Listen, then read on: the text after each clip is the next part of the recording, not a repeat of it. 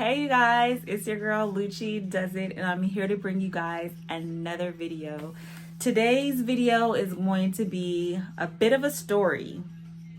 I need to explain quite a few things that happened to me. I recently uploaded a video that a few of you guys have seen already in regards to the post surgery that I had.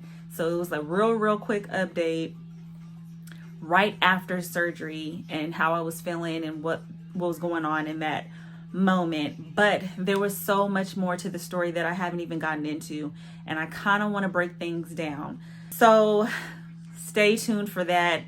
It's going to be a bit of an interesting one. So stay tuned. All right, you guys. I need to give you guys a bit of history prior to me getting this surgery, okay? One of the coordinators contacted me and told me that they needed to move my scheduled surgery back. The reason why they had to move my surgery further back from the original date, they told me, hey, the doctor has been trying to get approved to have surgery at his new location, and that's the reason why I wasn't able to get my surgery done on the original date that I had. So they pushed me back all the way to February, and I said, okay, I'll do February 15th. They inconvenienced me. I already had my labs. I had everything ready. And usually when you get surgery, you have to do it within your labs within 30 days of your surgery date. So they said because they messed up and it was an inconvenience to me to get my labs done all the way over again, that they would do them for me once I reached their location in that surgery center. And so I said, that's fine. I'd rather do that and I should be fine. I was taking my iron supplements, which were the gummies, because after that Floradex that I had, I try to maintain my results with iron and vitamin C. So iron and vitamin C, I had a supplement. They were basically gummies that were all in one. I got it at CVS. It was like $17 and I got 2 bottles of that. And so I was thinking in my head that should be suffice. I'm only maintaining what I already have, so I should be good. With those supplements, I took them in the morning when nothing was in my system, and I thought that was sufficient enough. So fast forward into the surgery, around my surgery date, I got there on a Sunday, which was like the 13th. The 14th came around. I, did all of my labs and everything. I'm thinking everything's going to check out perfectly fine. I didn't think anything of it. I just was going to just do these labs real quick, filled out the paperwork, signed my life away, basically. And it was a ton of paperwork. And they went over some things with me. They also had me take a pregnancy test. They had me kind of drug tests. And they just try to make sure that they covered all their bases. And basically I signed my signature, and that was done with that. So that took for the most part the whole day. Like I said, they took my vitals, my labs, they drew my blood. And the girl that did it, oh my gosh, make sure you're definitely drinking a lot of water, because if they do have to test you again and make sure if something like this was to happen to you, make sure you're drinking lots of water so you can stay hydrated, because my veins are hard to actually get to when you're drawing my blood. And they were really small because I didn't have nothing in them. I went there first thing in the morning just to get it and knock it out. I wanted to hurry up and get this over with. So I didn't have any water, and so that kind of was an issue. But they ended up drawing my blood. It was hard, but they did. And then I had to wait to find out my surgery time. So the surgery time was I was supposed to find out my surgery time later that day. So around maybe 6 o'clock, they would tell me what time I was going to have surgery. So I was anticipating that, it's nerves, it's like almost here the day before. So I'm anticipating everything's going to check out. Why?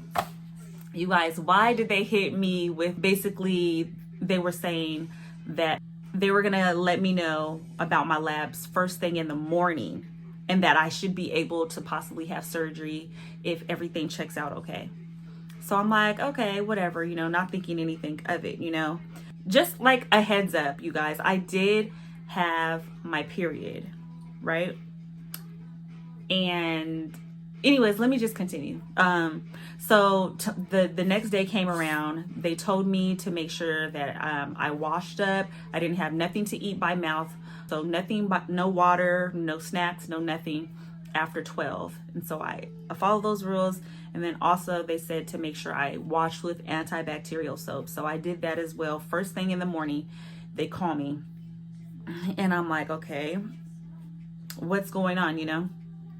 I'm thinking I'm gonna have surgery, like everything should be fine because my results were more than good, you know? But that wasn't the case, you guys.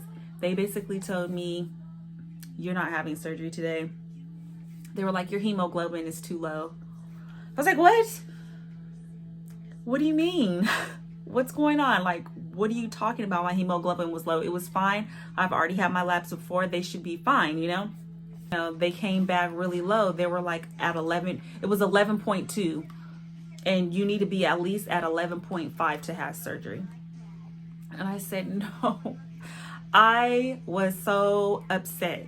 I was like, how could this happen to me? Like, I planned everything to a T. I had no idea that this could happen. So they were like, you basically can't go into surgery. We can't take you in because your hemoglobin is too low, and he doesn't work on patients with a hemoglobin that low. So you need to raise it up. And the only way you can raise it up is by Floradex, or, you know, just getting those natural things in your system like beets and greens and all of those kind of vegetables. And I was frustrated, but she said there's women that had got it up literally within the next day. And she basically said, Floradex, just get Floradex. So I called the closest vitamin shop that was in that area, and I asked them, did they have Floradex? And they said, yeah, they do. So I took a little Uber ride, went over there and got it. And basically, I didn't know exactly the dosage. I know that if you drink all of it at one go, that can be poisonous. But what I did, I drank 4 basically shots of it. And I also had beet juice mixed in with a lot of fresh vegetables like spinach and things of that nature, lemons and oranges and all of that stuff. Altogether, I was staying at a recovery house, so they hooked that up for me basically. I just bought all of this stuff that I could at this grocery store called Publix out there in Fort Lauderdale. I had to go test the very next day early in the morning. So that's what they told me to do. So I went, got there early in the morning to test. The following day comes, they tell me, hey, you know, it's looking like you're not going to be able to have surgery today because they didn't call me in enough time, and he only has surgery within a certain time frame, basically a certain window. Once they get my lab results back, that I will be able to have surgery on Friday. So that was it. My new surgery date was on Friday, which was the 18th. You guys, so I literally stayed at this whole recovery house for a good 5 days with no surgery. I should have been recovering that whole time, but instead I was literally devastated. So I did a lot of walking, and I think that's also something that it helped me in a way to kind of get my lymphatic system moving. I think I started at like 12.8 or something. It was high, and then it dropped to 11.2. And then when I got retested, and after I took the Floradex and like that beet juice and stuff, it ended up being 12.3. So my hemoglobin went up a whole point and 0.3. So I was like, yes, you know, literally within 1 to 2 days. I think it was 2 days roughly that I was able to jump that high. So I was like super happy, super relieved. Obviously this is, you know, a big thing, and I do want to be safe, but that's how I got it up. I don't know if I should encourage that, but I mean, if you come across something similar to that, it's possible to get your hemoglobin up that fast. And so, yeah, so I ended up going into surgery. I might put a few clips in here and there to kind of like show you where the doctor was, like talking to him. Like, we kind of discussed a few things that I wanted. Me wanting projection. I definitely asked him about getting thigh lipo, and he basically was like, don't do it. Like, he's the one that told me, like, because this is initially what I wanted him to do. So anyways, he told me it was not really worth doing the thigh lipo because there could be some irregularities with doing it. Like, you know, it won't possibly blend and the skin is thin in that area. So he just opted not to do it. And he was like, the most that I can take from you would be like 100 cc's on one side and maybe 200 or 300 on the other side. So he was like, it's not worth it. He was like, I think you have enough fat everywhere else, like as far as like my stomach was concerned and like my upper back and things like that, to be able to take fat from. So I think you'll be good. So I just was like, I was bummed out, but I wanted to trust his process. So yeah, so I allowed that to happen. So I just opted not to do that. I also asked, how much does he think he can get from me? And he says that varies. It made me kind of question, like, I wanted answers, you know, I wanted him to be clear about that, but he just said it just depends, you know. He looked at my BMI and it was like at a 27 or so. So he was like, you have more than enough. He basically was like, he'll try to get as much as he possibly can.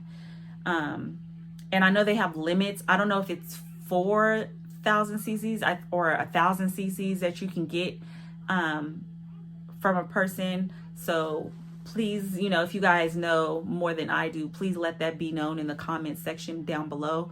But that's what he told me. So he was like, you know, he was going to make sure he got as much as he could out of me. And I was like, yes, I definitely need that. So outside of that, you guys, after talking to the doctor, after everything checked out, I talked to the anesthesiologist. She went over a ton of stuff with me to just check my lungs, my body, if I had any issues with anesthesia before. I told her, you know, past surgeries. I told her that I had another, you know, BBL prior to this in the Dominican Republic. I told her I also had a breast augmentation. So I told her everything, and it's really forthcoming. You got to let them know because they're the ones that really are keeping you alive. So, you know, I put everything out there. So yeah, after everything was said and done, they, you know, had me wear this gown. I got all of that going on, and they brought me into the surgery room. I got to see some of their staff that was helping them.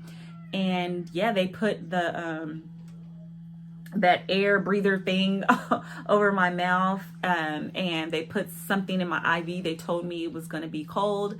I did feel that. And I was just trying to stay calm because in those moments it's like nerve-wracking, you know, because, you know, everybody's around you. They're checking things off. They're making sure of things. And it was like gonna go down, you know, it was happening. And so after maybe, who knows, it felt like seconds after breathing in that oxygen for a second. And all I know is I was out, and I think actually I timed it because I think I went in there around 11 and then I ended up getting out around like 1. So I think it was like 3 hours or so. I'm not exactly sure, but I think it was around 3 hours or less, probably. I don't know. But yeah, and I was up and all I could do was thank God. I was just so yes, I'm alive. Thank you. You know, I was thanking everybody. They were checking my vitals. They making sure I was alert. I was loopy, you know, coming out of anesthesia or whatever. But oh, I was shivering like crazy. I was so freaking cold. I was just like, I was like tweaking or something. It was bad, but I was just freaking happy. So once I got all that under control, the pain did start to settle in. Like I felt sore, really in my midsection and like my shoulder area. It was weird. And also my lip, like I don't even know how it happened, but like they tore up my lip. I don't know. It was bad. I was like what is going on with my lip? I just felt like it was like protruding. But yeah, all that to say, the doctor came out to check on me after he was done, and he was like, oh, okay, this is your video. So he showed me a video. I don't know if I can post it, but I might show like a real brief little how I was laying on the bed, you know, so you guys can kind of get an idea of what it looked like around here.